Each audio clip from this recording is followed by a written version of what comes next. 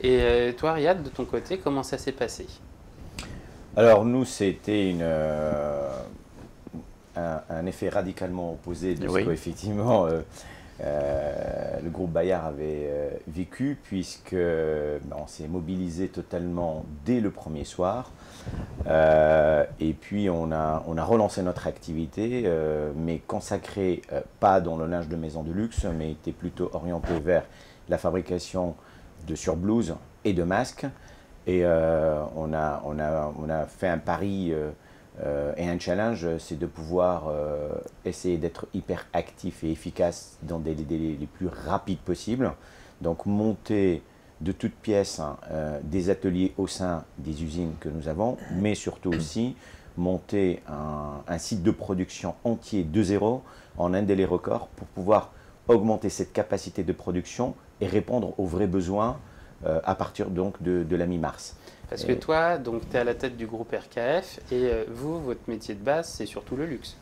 Absolument. Donc le groupe RKF est orienté en effet que sur la fabrication de linge de maison de luxe dédié à l'hôtellerie, la restauration, les spas, donc au plus large et au niveau mondial. Et comment on arrive à produire des masques? Eh ben ça a été le bonheur de le découvrir justement pendant cette crise, puisque il s'est avéré que nous avons une capacité et une réactivité exceptionnelle avec une équipe formidable. Et puis surtout, monter de toutes pièces, donc en recrutant des gens. Donc on a trouvé une mobilisation locale et régionale formidable qui a permis réellement de pouvoir répondre à ce vrai challenge. Mais c'est quelque chose en effet d'assez exceptionnel. Jamais on n'aurait pu l'imaginer initialement, et puis finalement ça a eu lieu. Et j'ai beaucoup d'admiration justement à cet élan qui a été fait en un délai record, puisque on a recruté au sein de l'une de nos usines 60 personnes en plus de nos équipes, et on a monté donc un site de production entièrement sur Belfort où on a recruté 160 personnes supplémentaires, donc ça nous fait 220 personnes qu'on a recrutées. Et également, on a recruté des entreprises locales, donc sous-traitantes, qui ont travaillé exclusivement pour nous avec à peu près 80-90 personnes. Donc ça fait plus de 300 personnes qui étaient totalement mobilisées pendant cet événement justement pour la fabrication à la fois de surblouses pour le personnel soignant, mais également des masques en effet pour le besoin national.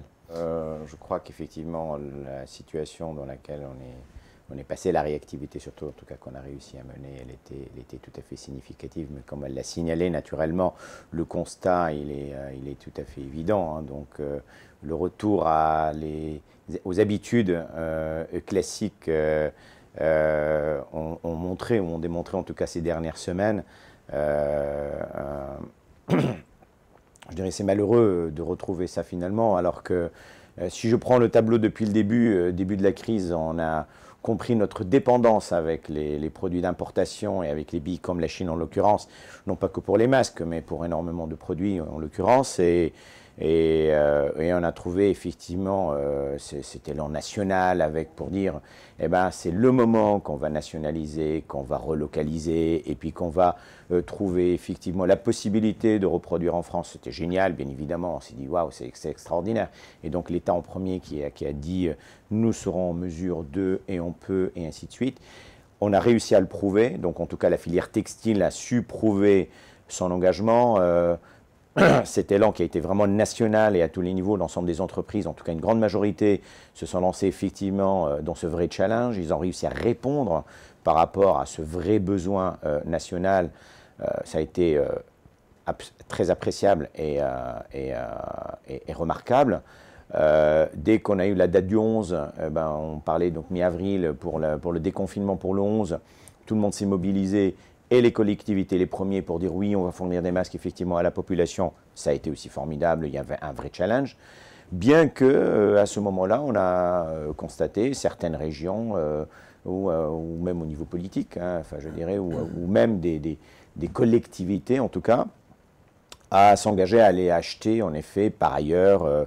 Donc on va citer le Portugal, la Chine, la Tunisie, l'Italie, la Croatie, la Roumanie. Et c'est assez remarquable effectivement de constater en effet au lieu de défendre davantage ces filières locales en tout cas ou régionales, ou nationales, quoi qu'il en soit, aller les chercher effectivement ailleurs. Donc mais c'est parce que tu es plus cher, non? Pas forcément, au contraire, aujourd'hui on a prouvé que nous étions moins chers, parce qu'en plus de ça, alors, je le précise bien quand même, nous sommes homologués sur les masques depuis le début, donc on est homologué par la DGA, la Direction Générale de l'Armement, et puis nous sommes sur la liste officielle de la DGE, mais surtout ce qui est important, c'est qu'on a fait les tests de lavage, aujourd'hui on fait parmi les rares à avoir donc la garantie par l'État d'avoir 50 lavages sur nos masques. Donc certifié par rapport à ça, donc ce qui est naturellement ramené au coût unitaire d'utilisation. On est à 5 centimes d'utilisation, ce qui est largement en dessous des coûts unitaires d'utilisation par rapport au masque que la secrétaire d'État avait précisé qui serait idéalement autour de 20 à 30 centimes ou pour un masque chirurgical à 95 centimes. Donc on voit qu'économiquement, on peut prendre du 100% Made in France, du 100% recyclable, du 100% écologique, du non-acarien, non-bactérien et puis surtout non-allergène, avec des avantages extraordinaires et avec un coût économique qui revient encore moins cher que, effectivement, beaucoup bien évidemment moins cher que ces produits d'importation et cette dépendance que nous avons. Et qui plus est, ça permet d'avoir effectivement un retour à l'emploi, puisque nous avons réussi, comme je l'avais précisé tout à l'heure, donc une embauche d'environ 300 personnes en tout cas qui ont contribué à ça en plus de nos équipes donc, au niveau du groupe. Et ça montre que nous avons un modèle économique que nous pourrions naturellement adopter si demain on avait la possibilité de le faire, bien évidemment on continue.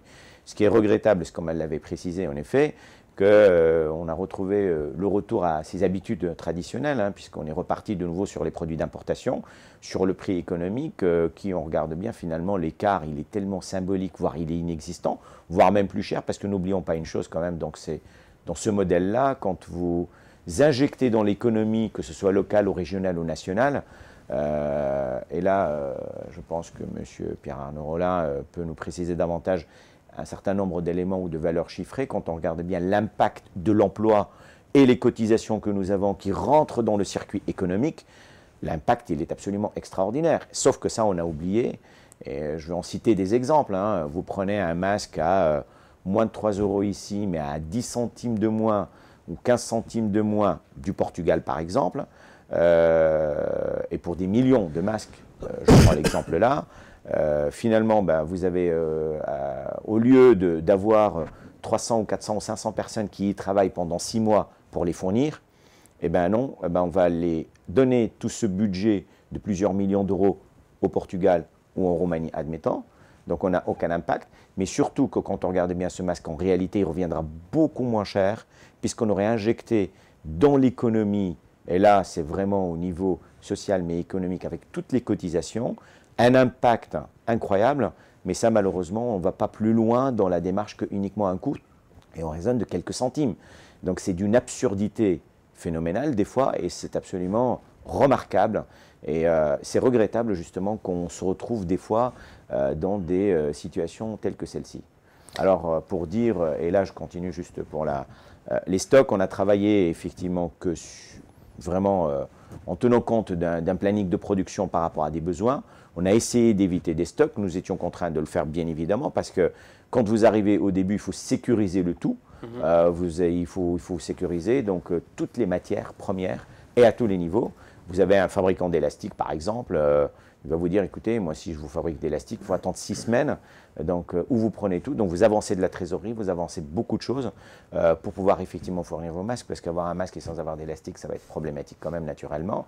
Et puis il faut que l'ensemble du process soit parfaitement maîtrisé, donc c'est des engagements financiers extrêmement lourds, parce que nous avons monté en capacité à 300 000 masques semaine, donc on sort à peu près entre 1,2 et 1,5 million de masques par mois.